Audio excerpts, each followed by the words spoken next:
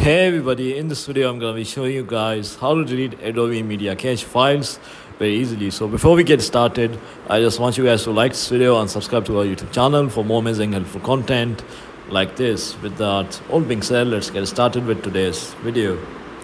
Alright guys, so the first step is to close Premiere on your computer. You can use a keyboard shortcut as well, Ctrl plus Q. If you are on a Mac, just use CMD plus Q. And then just double click on the Premiere Pro icon to open the program. A moment after clicking on the icon, hold Alt plus Shift, or if you're on Mac, just hold Option plus Shift, and it should clear preferences and plug in cache.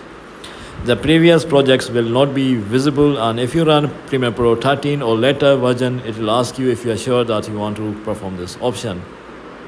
If it didn't help, it's time to manually clear all the media cache files. So if you have set up your own cache location, then you should know where to go in order to do it. If not, go to the following directory, which is your username, app data, roaming, Adobe common media cache files. On Mac OS, it's going to be users, username, library, application support, Adobe common media cache files.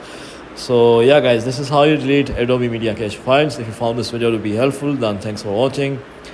And I'll see you in the next video very soon. Peace.